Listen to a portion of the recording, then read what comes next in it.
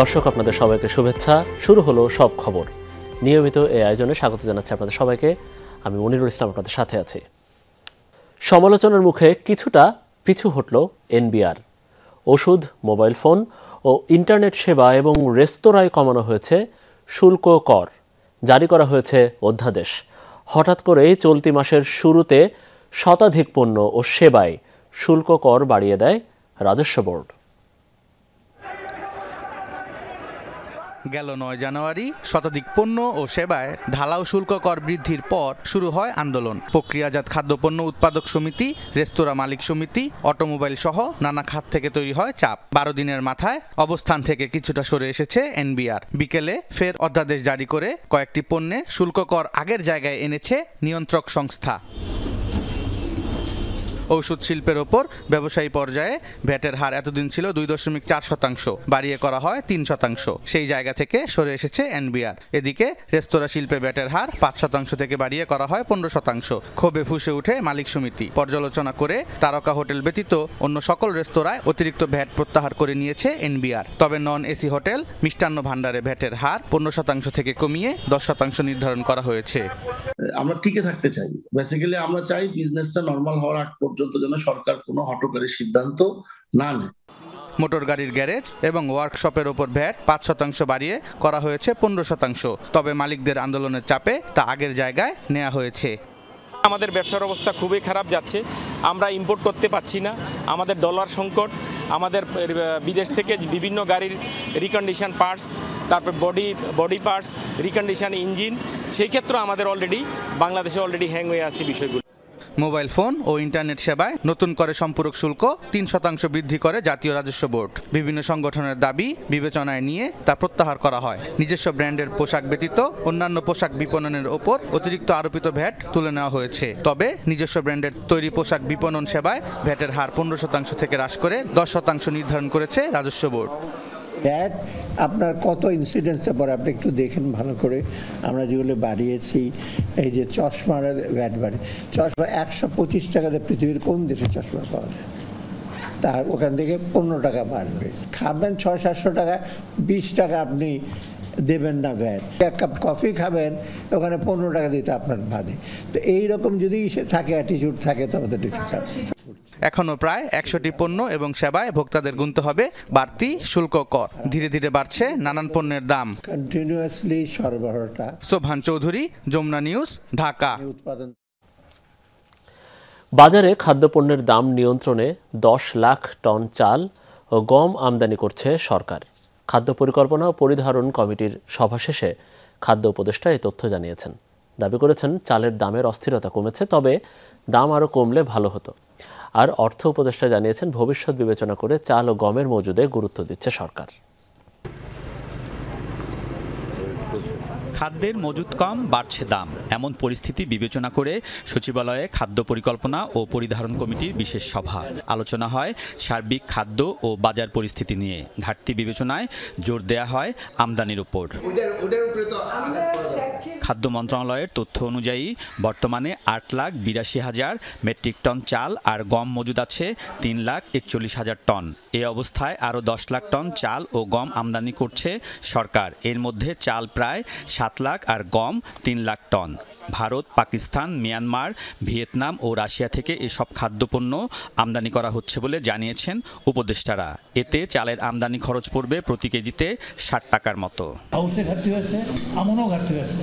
চাল এবং গম দিয়ে প্রায় ১০ লাখ টনের মতো আমাদের আমদানি পাইপলাইন আছে। আমরা যেমন নেবারিং কান্ট্রি থেকে আনলে আমাদের সবচেয়ে কম দামে পড়ে। পাশাপাশি অন্যান্য সোর্স যেগুলি আছে এগুলির থেকে দাম একটু বেশি হলেও আমরা মাল্টিপল সোর্স থেকে আমরা আনার জন্য ইয়ে করব। আমাদের জাজমেন্টে আমাদের পরিস্থিতি সন্তোষজনক। বাজারে সেটা রিফ্লেকশন হয়তো কতটা পড়েছে না পড়েছে সেটা জানি, কিন্তু গুদামজাত যেটা আছে করছে সেগুলো আমরা দেখেছি যে স্টক ভালো। আর আমাদের স্ট্র্যাটেজিটা হলো যে কন্টিনিউয়াসলি সরবরাহটা নিশ্চিত করা। চাল সহ নিত্যপণ্যের দাম বাড়তি থাকলেও দুই উপদেষ্টাই বাজার নিয়ন্ত্রণে আছে বলে দাবি করেছেন। দাম কিন্তু এখন বাড়ছে না, মাঝে বেড়েছিল, এখন কিন্তু ক্রমান্বয়ে কমছে। মোটা যে চালটা, স্বর্ণা বা গুটি স্বর্ণা চালটা ৫২ টাকা থেকে হয় এবং ক্রমান্বয়ে এটা কমে আসছে, আরও যদি কমে আমি খুশি হব, কিন্তু আপনাকে একটা জিনিস ভাবতে হবে, কৃষকের কথা ভাবতে হবে, তার উৎপাদন বেড়ে ক্রমান্বয়ে বাড়ছে সেটাও ভাবতে হবে। উপদেষ্টারা বলেন, বাজার নিয়ন্ত্রণে সরকারের চেষ্টার কোনো কমতি নেই। আলমগীর স্বপন, যমুনা নিউজ, ঢাকা। অবিলম্বে 10ম গ্রেডে শূন্য পদে নিয়োগের দাবিতে রাজধানীর শাহবাগে সড়ক অবরোধ করে রেখেছে মেডিকেল অ্যাসিস্ট্যান্ট ট্রেনিং স্কুল ম্যাটসের শিক্ষার্থীরা। দুপুর 1টার দিকে রাজধানীর শাহবাগ মোড়ে শিক্ষার্থীরা অবস্থান নেন। এতে সংলগ্ন সড়কে যান চলাচল বন্ধ হয়ে যায়। ম্যাটসের শিক্ষার্থীদের 4 দফা দাবিগুলোর মধ্যে রয়েছে অবিলম্বে 10ম গ্রেডে শূন্য পদে নিয়োগ, কর্মসংস্থান ও সরকারি বেসরকারি পর্যায়ে নতুন পদ তৈরি এবং 4 বছরের একাডেমিক কোর্স বহাল রেখে কারিকুলাম সংশোধন ও ভাতাসহ ইন্টার্নশিপ। এছাড়া প্রস্তাবিত অ্যালাইড হেলথ প্রফেশনাল বোর্ড বাতিল করে medical education board of Bangladesh নামে বোর্ড গঠন করা এবং আন্তর্জাতিক মানদণ্ড ও বিএমডিসি স্বীকৃতি ক্লিনিক্যাল বিষয়ে উচ্চতর শিক্ষার সুযোগের দাবিও জানিয়েছেন শিক্ষার্থীরা। প্রত্যেকটা ডিপ্লোমাদের এই উচ্চশিক্ষার সুযোগ আছে, কিন্তু আমাদের ম্যাটস তথা মেডিকেল ইনস্টিটিউটের শিক্ষার্থীদের কোনো উচ্চশিক্ষার সুযোগ নাই। আমাদের প্রায় 15 থেকে 16 বছর যাবৎ কোনো নিয়োগ নেই। 10ম গ্রেড আমরা বাস্তবায়ন চাই, কিন্তু আমাদের 11তম গ্রেড দেওয়া হয়েছে, যেটা কিনা 4র্থ শ্রেণীর একটা পিওনের সমমান যোগ্যতা। দাবি মানা না হয় তাহলে আমরা এখানে অনশনের ডাক দিব। 1-1.5 ঘন্টা ধরে রোড বন্ধ, আমাদের গাড়ির যাত্রী সব নেমে গাড়ি খালি হয়ে গেছে। আমি একটা মামলা ভাঙাইবা যাবো, আমার হাতে টাইম আছে 20 মিনিট, যাইতে পারব নাকি তার সন্দেহ। আমাদের সহকর্মী হাসিবুল করিম বিজয় আছেন এই মুহূর্তে শাহবাগে, তার কাছে যাচ্ছি সরাসরি। তিনি আন্দোলনকারীদের সাথে কথা বলেছেন নিশ্চয়ই। বিজয়, একটু আপনার কাছে জানতে চাচ্ছি, 5 ঘন্টারও বেশি সময় এই যে তারা রাস্তা বন্ধ করে রেখেছেন, পুরো ঢাকা শহর অচল করে রেখেছেন, আসলে একটু মানবিক দিকও কি আন্দোলনকারীরা একটু বিবেচনা করছেন না? আর এক বিষয় হচ্ছে, তারা আসলে সত্যি সত্যি কখন রাস্তাটা ছাড়বেন?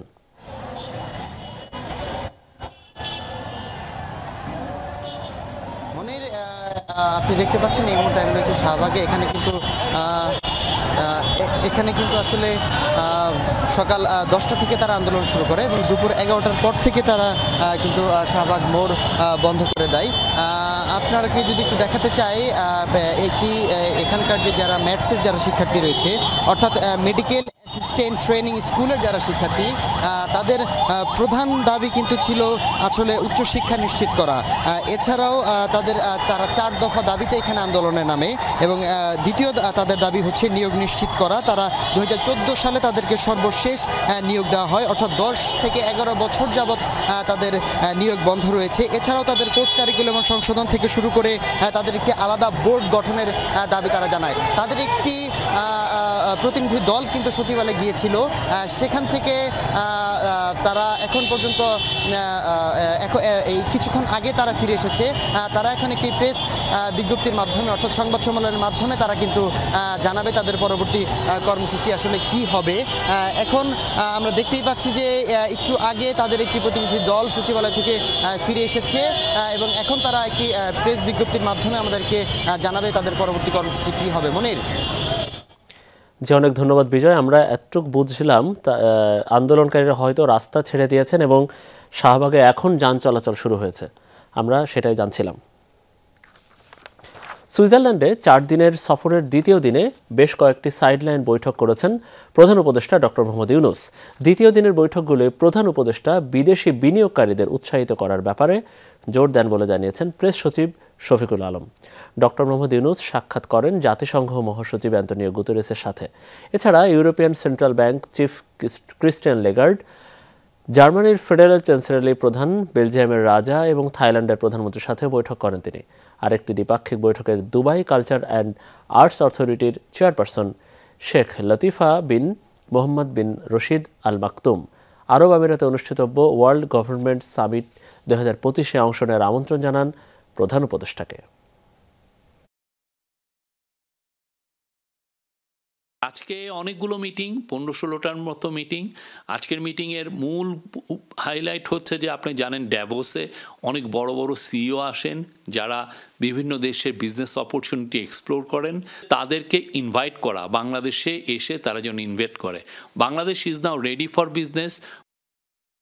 আওয়ামী লীগ জাতির সাথে বারবার বেইমানি করেছে, তাই আগামী নির্বাচনে অংশ নিতে হলে তারা যে গণতন্ত্রে বিশ্বাস করে সেটার প্রমাণ দিতে হবে। এই মন্তব্য করেছেন বিএনপির স্থায়ী কমিটির সদস্য ডক্টর আব্দুল মঈন খান। অন্য এক আলোচনায় স্থায়ী কমিটির আরেক সদস্য আমির খসরু মাহমুদ চৌধুরী বলেছেন, গণতান্ত্রিক প্রক্রিয়ার বাইরে গিয়ে সংস্কারের সুযোগ নেই।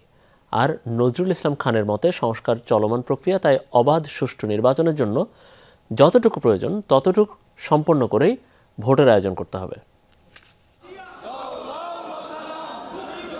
যুক্তরাজ্য বিএনপির সহসভাপতি আবেদ রাজাকে সাথে নিয়ে জিয়াউর রহমানের সমাধিতে শ্রদ্ধা জানান দলের স্থায়ী কমিটির সদস্য ডক্টর আব্দুল মঈন খান। এ সময় তিনি দাবি করেন, আওয়ামী লীগ কখনো স্বাধীনতার সপক্ষের শক্তি ছিল না। দলটি যতবার ক্ষমতায় এসেছে ততবারই মানুষের ওপর জুলুম অত্যাচার করেছে। তারা নির্বাচন আগামীতে করবে কি করবে না সেটা তো প্রশ্ন নয়, প্রশ্ন হচ্ছে আগে আওয়ামী লীগ সত্যিকার অর্থে তারা গণতন্ত্রে বিশ্বাস করে কিনা তার পরীক্ষা আগে আজকে বাংলাদেশে 18 কোটি মানুষ। বিএনপি চেয়ারপারসনের কার্যালয়ে মহাসচিব মির্জা ফখরুল ইসলাম আলমগীরের সঙ্গে বৈঠক করে খেলাফত মজলিস। বৈঠক শেষে ব্রিফ করেন স্থায়ী কমিটির সদস্য নজরুল ইসলাম খান। বলেন, নির্বাচনের জন্য যতটুকু সংস্কার জরুরি সেটা শেষ করে অবিলম্বে নির্বাচন দেওয়া উচিত। সংস্কার তো আমরাও চাই, কিন্তু আমরা বলছি সব সংস্কার কখনোই শেষ করা যায় না। এর জন্য যেসব সংস্কার প্রয়োজন, গুরুত্বপূর্ণ, এই সংস্কারগুলি তো আমরাও চাচ্ছি, এবং সেটা যত দ্রুত সম্ভব। এটাকে ঝুলিয়ে রাখা ঠিক হবে না। জাতীয় প্রেস ক্লাবে এক আলোচনা সভায় দলের আরেক নেতা আমির খসরু মাহমুদ চৌধুরী বলেন, জনগণকে দেশের মালিকানা ফিরিয়ে দিতে অবিলম্বে নির্বাচন দিতে হবে। ভোটের বাইরে অন্য কিছু করতে গেলেই জনমনে সন্দেহ দেখা দেবে। রাজনৈতিক দলগুলোকে জনগণের কাছে যেতে হবে আগামী নির্বাচনে, তারা কি কি করতে চায় জনগণের ম্যান্ডেট নিয়ে সংসদে আনতে হবে, সেই সংসদ সিদ্ধান্ত নেবে। এর বাইরে যদি কোনো সিদ্ধান্তে কেউ যেতে চায় সেটা হবে অগণতান্ত্রিক, সেটা হবে দেশের মানুষের চিন্তার বিরুদ্ধে। জুলাই আগস্ট আন্দোলনের সফলতা নিয়ে বিভক্তি কাম্য নয়, তাই আবারও সব রাজনৈতিক দলগুলোকে ঐক্যবদ্ধ থাকার আহ্বান জানান বিএনপির অন্যতম এই নেতা। জবাবদিহিতা থেকে বাইরে যেতে পারেন না, কারণ তাকে সেই জনগণের কাছে যেতে হয় বারবার। শামীম রেজা, যমুনা নিউজ, ঢাকা। খালেদা জিয়ার সার্বিক অবস্থা বিবেচনায় নিয়ে তার জন্য যা মঙ্গলজনক সেই চিকিৎসা পদ্ধতি অনুসরণ করা হবে, এমনটা জানিয়েছেন তার ব্যক্তিগত চিকিৎসক ডাক্তার AJM জাহিদ হোসেন। দি লন্ডন ক্লিনিক হাসপাতালের সামনে মঙ্গলবার রাতে এক ব্রিফিংয়ে তিনি একথা বলেন। জানান, পর্যালোচনা শেষে মেডিকেল বোর্ড আরও কিছু পরীক্ষা নিরীক্ষার পরামর্শ দিয়েছে। আগামী 2-1 দিনের মধ্যে আরও 2 জন বিশেষজ্ঞ চিকিৎসক দেখবেন খালেদা জিয়াকে। ডাক্তার জাহিদ জানান, খালেদা জিয়ার সুচিকিৎসায় যুক্তরাষ্ট্রের জন হপকিন্স হাসপাতালের বিশেষজ্ঞ ডাক্তাররা মেডিকেল বোর্ডে অংশ নিয়েছেন। এক ছাদের নিচেই যেন সব চিকিৎসা দেওয়া সম্ভব হয় সেটিও দেখা হচ্ছে। এ সময় দেশে সুচিকিৎসা না পাওয়ার বিষয়টি উল্লেখ করেন ডাক্তার জাহিদ। খালেদা জিয়ার সুচিকিৎসার জন্য দেশবাসীর কাছে দোয়া চান বিএনপির এই নেতা।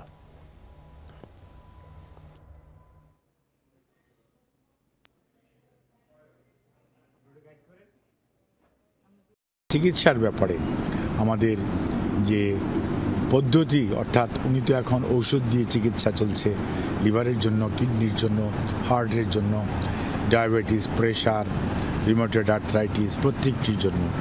এর বাইরেও আরও যদি কোনো চিকিৎসা করা যায় সেজন্যই আমরা জন হপকিন্সের মেডিকেল টিমের সদস্যরাও এখানে অংশগ্রহণ করেছিল, যাতে আমরা এক ছাদের নিচে চিকিৎসা, যেটা বলে ওয়ান আমব্রেলা নিচে ওয়ান স্টপ সার্ভিসের মতো, সেটা করার ব্যাপারে ওনারা উদ্যোগ গ্রহণ করেছেন। বিমানের মধ্যে রয়েছে 34 কেজি বোমা, এমন একটা উড়ো খবরে ঘিরে তুলকালাম কাণ্ড শাহজালাল আন্তর্জাতিক বিমানবন্দরে। এয়ারপোর্ট আর্মড ব্যাটালিয়নের ডিউটি অফিসারের ফোনে পাকিস্তানি একটি নম্বর থেকে হোয়াটসঅ্যাপে পাঠানো হয় সেই বার্তা। ইতালি রোম থেকে ঢাকায় আসা বিমান বাংলাদেশের একটি সেই ফ্লাইটটি ঘিরে ব্যাপক নিরাপত্তা তল্লাশি চালায় যৌথ বাহিনী ও বোম ডিসপোজাল ইউনিট। হঠাৎ এক বেনামি মেসেজ, হুমকি দেয়া হলো ইতালি থেকে ঢাকার পথে বিমানের BG356 ফ্লাইটে আছে বোমা, যার বিস্ফোরণ হবে বিমানটি ঢাকায় পৌঁছানোর পরপর। ছড়িয়ে পড়ে আতঙ্ক, বিমানবন্দরে বাড়ানো হয় নিরাপত্তা। এমন পরিস্থিতির মধ্যেই সকাল 9:20 হযরত শাহজালাল আন্তর্জাতিক বিমানবন্দরে অবতরণ করে বিমানটি। সাথে সাথেই নামিয়ে আনা হয় যাত্রীদের, চলে তল্লাশি। এরপর দীর্ঘ 4.5 ঘন্টার অপেক্ষা, বাইরে আতঙ্কিত যাত্রীদের স্বজনেরা। 11টা বাজে কথা হয়েছে, এরপর আর কথা হয় নাই। তারপর ওই যে নাম্বারে ফোন দিয়েছিল, নাম্বারও বন্ধ আছে। না এখানে এসে জানছে, ফ্লাইটে কেউ জানছে না, নামে পরে জানা হয়েছে। এদিকে ভেতরে তখন চলছে বিমান যাত্রী ও সবার ব্যাগেজ তল্লাশি। অবশেষে দুপুর 2টা থেকে একে একে বেরিয়ে আসেন তারা। জানান বোমার বিষয়ে কিছুই জানতেন না। যখনই আমরা এয়ারপোর্টে বিমানটা ল্যান্ড করে তখন দেখলাম যে মোটামুটি 500-700 হবে। আনসার, বিডিআর, আর্মি, আদার সব কিছু মিলিয়ে দিলে দেখা গেছে কিনা টোটালি অনেক লোক।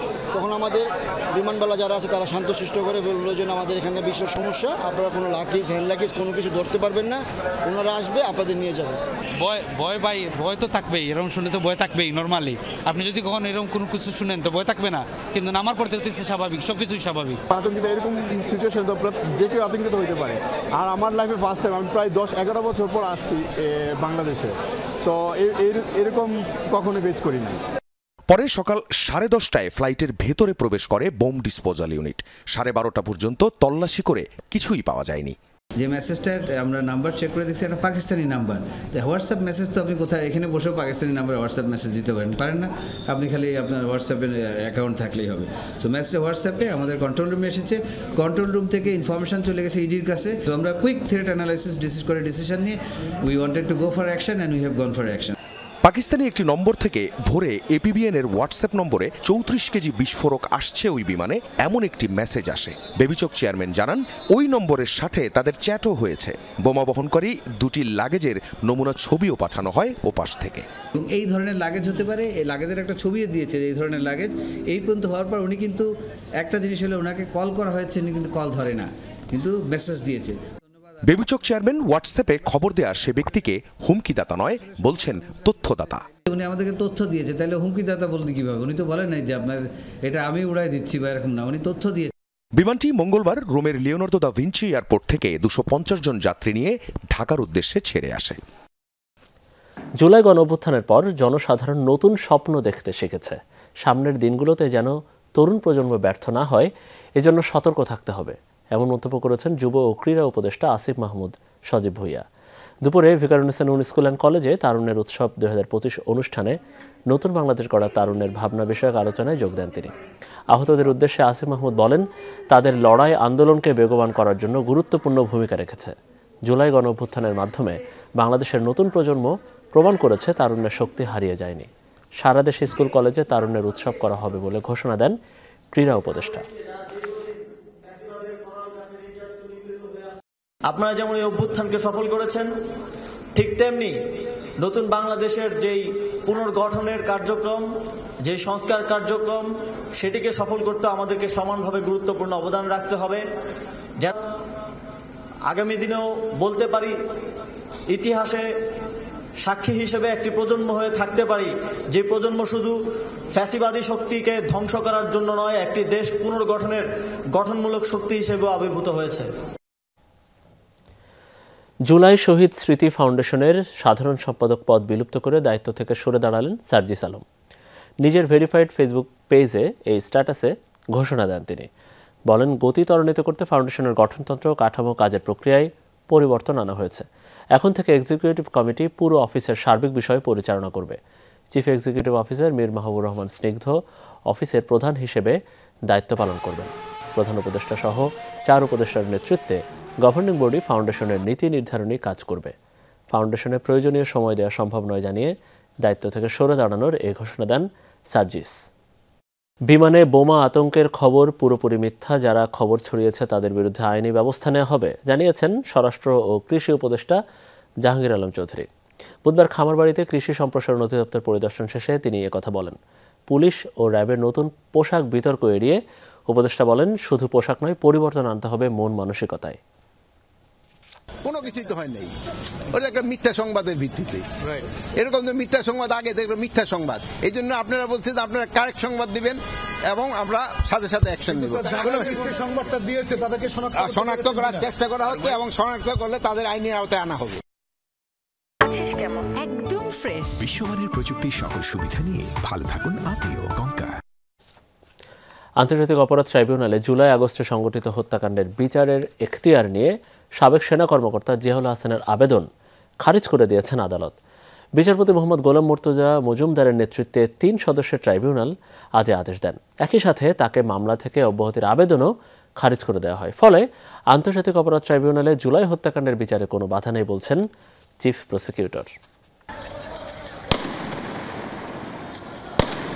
ছাত্র জনতার আন্দোলন দমনে জুলাই আগস্টে দেশ জুড়েই এমন হত্যাযজ্ঞ চালায় আওয়ামী লীগ সরকারের পুলিশ বাহিনী।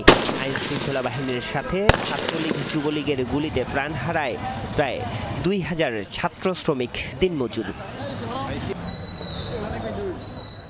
আওয়ামী সরকারের পতনের পর এসব হত্যাকাণ্ডকে গণহত্যা দাবি করে আন্তর্জাতিক অপরাধ ট্রাইব্যুনালে শুরু হয় বিচার কার্যক্রম।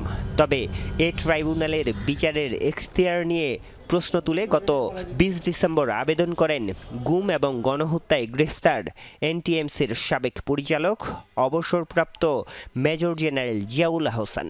দুই পক্ষের শুনানি শেষে এ আবেদন খারিজ করে দেন ট্রাইব্যুনাল। চিফ প্রসিকিউটর বলেন, জুলাই আগস্ট হত্যাকাণ্ডের সাথে বিগত 16 বছরে সংঘটিত গুম খুনের বিচারও সম্ভব এই ট্রাইব্যুনালে। Crimes against humanity, war crimes সংক্রান্ত যে আইন 1973 সালের ক্রাইমস ট্রাইব্যুনাল অ্যাক্ট, এটাকে একটা ব্ল্যাঙ্কেট প্রোটেকশন দেওয়া হয়েছে যে এই আইনে যার বিচার হচ্ছে সেই রকম কোনো ব্যক্তি মৌলিক অধিকার দাবি করে হাইকোর্ট ডিভিশনে বা সাংবিধানিক আদালতে কোনো পিটিশনই করতে পারে না। গুমের মাধ্যমে যে কাজগুলো করা হয় সেগুলো আইনে যেহেতু ছিল, সুতরাং গুমের বিচার আগের আইন দিয়েই করা সম্ভব ছিল। তারপরে অধিকতর ক্লারিটির জন্য এই শব্দটা পরে যুক্ত করা হয়েছে। আদেশে বলা হয়, এখতিয়ার চ্যালেঞ্জের আবেদন শুনানির সুযোগ নেই ট্রাইব্যুনালের, সাংবিধানিক আদালতে যাওয়ার পরামর্শ দেওয়া হয়। আর্টিকেল 47-এ শুরু করা আছে যুদ্ধ অপরাধীদের বিচারের জন্য। আমি এটাই হচ্ছে বেসিক জিনিস। আমি যুদ্ধ অপরাধী না। যদি মনে করে যে হ্যাঁ ওনারা ট্রাইব্যুনাল করবেন, অবশ্যই করতে পারেন নতুন করে, কিন্তু এই ট্রাইব্যুনালটা শুধুমাত্র গঠিত হয়েছিল 1971 সালে যুদ্ধ অপরাধীদের বিচার করার জন্য। ব্রিফিংয়ে ট্রাইব্যুনালের চিফ প্রসিকিউটর অভিযোগ করেন, বিদেশে বসে বিদ্বেষমূলক বক্তব্য দিয়ে মামলার সাক্ষীদের ভয়ভীতি প্রদর্শন করছেন সাবেক প্রধানমন্ত্রী শেখ হাসিনা। তার বক্তব্য প্রচার না করারও অনুরোধ জানান তিনি ক্রমাগত বলে যাচ্ছেন এটা যে তদন্তকে প্রভাবিত করার যে অপচেষ্টা। আরিফুর রহমান সবুজ, যমুনা নিউজ, ঢাকা। মালয়েশিয়া থেকে কর্মপ্রক্রিয়া চূড়ান্ত হলে বাংলাদেশে আটকে পড়া কর্মীদের পাঠানোর ব্যবস্থা করা হবে বলে জানিয়েছেন প্রবাসী কল্যাণ সচিব মোহাম্মদ রুহুল আমিন। চলতি বছরের এপ্রিলের মধ্যে এই সমস্যার সমাধান হতে পারে বলে আশাবাদী তিনি। এর আগে গত বছর সব প্রক্রিয়া সম্পন্ন করেও মালয়েশিয়ায় যেতে না পারা কর্মীরা কারণ বাজারে অবস্থান নেন। পরে পুলিশের বাধার মুখে প্রবাসী কল্যাণ ভবনের সামনে সড়ক অবরোধ করেন তারা। সকাল থেকেই কারওয়ান বাজার মোড়ে মালয়েশিয়া গমনেচ্ছু কর্মীদের অবস্থান। আন্দোলনকারীদের অভিযোগ, মালয়েশিয়ায় যেতে ভিসা সহ সব প্রক্রিয়া সম্পন্ন করেছেন তারা। তবে টিকিট সিন্ডিকেটের কারণে মালয়েশিয়া সরকারের বেঁধে দেয়া সময়ের মধ্যে যেতে পারেননি সে দেশে। দাবি, 20 ফেব্রুয়ারির মধ্যে সবাইকে মালয়েশিয়া পাঠাতে কার্যকর পদক্ষেপ নিতে হবে। ই ভিসা আর ম্যান পাওয়ার যাদের কি হয়েছে উভয়কে আমাদের মালয়েশিয়া পাঠাতে হবে। ফেব্রুয়ারি মাসের 20 তারিখের ভিতরে আমাদের পাঠাতে হবে। কষ্ট করে ঋণ করে টাকা দিয়েছি 5 থেকে 6 লক্ষ টাকা। আমাদের কাছে 1 মাস 2 মাস 3 মাস সময় নিচ্ছে, কিন্তু আমাদের তো দিন যাচ্ছে না। আত্মীয় স্বজন আমাদের খোঁজখবর নেয় না। আমরা ফোন দিলে আত্মীয় স্বজন আমাদের ফোন রিসিভ করে না, হয়তো ভাবে যে ওরা টাকা যাচ্ছে। নিশ্চিত একটা ডেট যে কবে যাইতে পারবো এরকম একটা নিশ্চয়তা আমাদের দিচ্ছে না। তাদের অবস্থান কর্মসূচি এখানে না করে তারা যেন কনসার্ন অথরিটির কাছে গিয়ে তাদের অনুরোধটি জানায় তাদের প্রতিনিধির মাধ্যমে, এই অনুরোধটি করেছি। কারওয়ান বাজারে অবস্থানের কিছুক্ষণ পরই পুলিশ আন্দোলনকারীদের সেখান থেকে সরিয়ে দেয়। এ সময় উত্তেজনাকর পরিস্থিতি তৈরি হয়।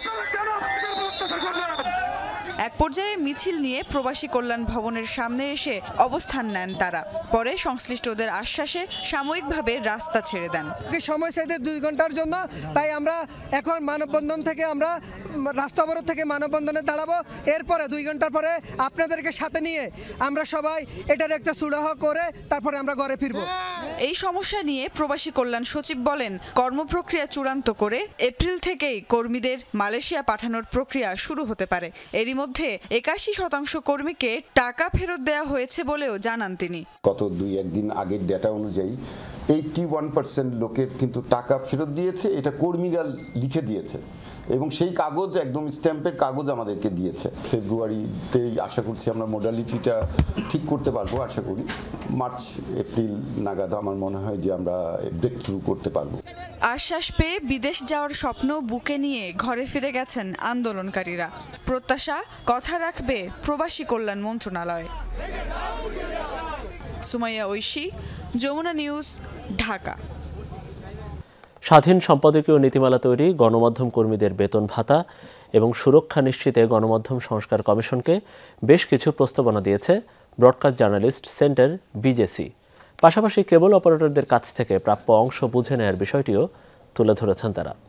বিকেলে রাজধানীর সার্কিট হাউস রোডে তথ্য ভবনে গণমাধ্যম সংস্কার কমিশনের সঙ্গে বৈঠকে এসব প্রস্তাবনা তুলে ধরেন বিজেসি নেতৃবৃন্দ। বৈঠক শেষে জানানো হয়, প্রস্তাবনাগুলো বিবেচনায় নিয়ে গণমাধ্যম সংস্কার কমিশন তাদের সুপারিশ প্রণয়ন করলে গণমাধ্যমের স্বাধীনতা সম্ভব নিশ্চিত করা।